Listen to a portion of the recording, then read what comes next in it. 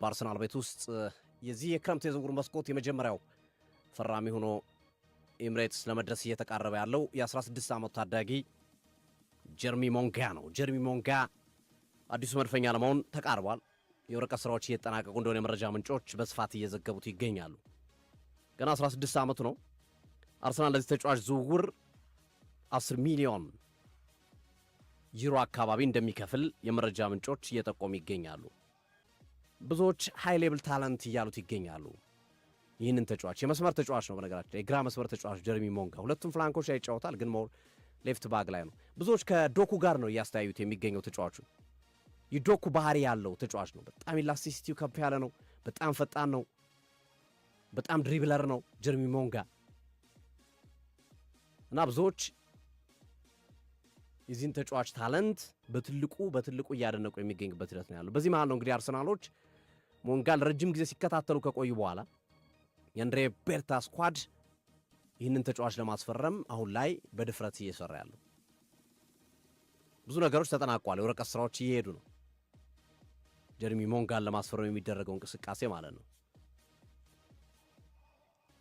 ያው ብዙ ጊዜ አንድ ተጫዋች ፊርማ ከመፈረሙ በፊት እድሜው በዋናነት ይታያል እና የፊታችን ጁላይ 10 ወይም ከአንድ ወር በኋላ 17 ዓመት ይሞላል። 17 ዓመት ላይ መፈረም ይችላል። ሆም ግሮውን ከሆኑ ወይም የዛው ሀገር ዜጋ ከሆኑ።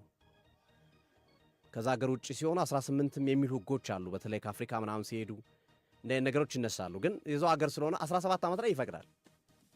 የመጀመሪያ ፕሮፌሽናል ኮንትራት በ17 ዓመት መፈራረም ይቻላል። ላሚን ያማል እንዳረጉት ማለት ነው።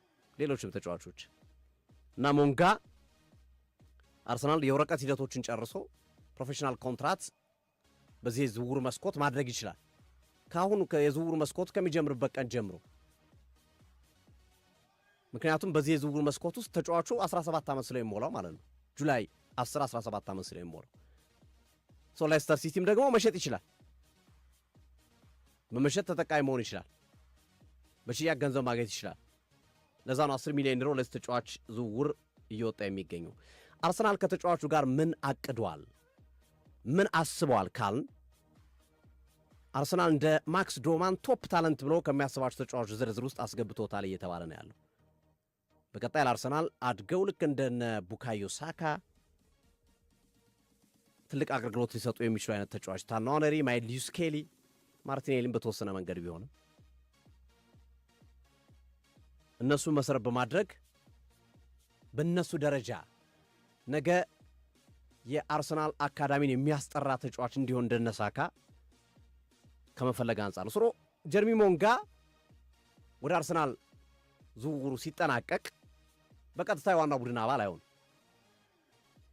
ወይም በዋናው ቡድን አባልነት የመቀጠል እድሉ ጠባብ ነው። በአንድ ቡድን ውስጥ ሞንጋን ይዘ ዶማንን ይዘ ማይልዩስ ኬልን ይዘ 17 18 19 ዓመት ይሆናቸው 16 17 18 19 እነዚህን ሁሉ ታዳጊዎችን በአንድ ቡድን ውስጥ መያዝ ያው መዋለ ሕጻናት ነው የሚሆንብህ። በጣም አስቸጋሪ ነው የሚሆነው። ምክንያቱም ብዙ ልምድ ማግኘት የሚገባቸው ተጫዋች ስለሆኑ እና ሞንጋ ዳይሬክትሊ ወደ አርሰናል ከመጣ በኋላ በውሰጥ ሊሰጥ የሚችል ተጫዋች ጀርሚ ሞንጋ። ምክንያቱም እዚህ ቦታ ላይ እንግዲህ እነ ራፋኤል ሊያው ስማቸው እየተጠራ ነው። እነ ማርቲኔሊ የሚወጡ ቢሆን እንኳን እነ ቪኒሲየስ ጁኒየር ይጠራሉ። ሌሎችም የመስመር ተጫዋቾች በተነሱ ቁጥር አርሰናል ግራ መስመሩን ለማጠናከር አርሰናል ከፍተኛ ስራ እንደሚሰራ ይጠበቃል።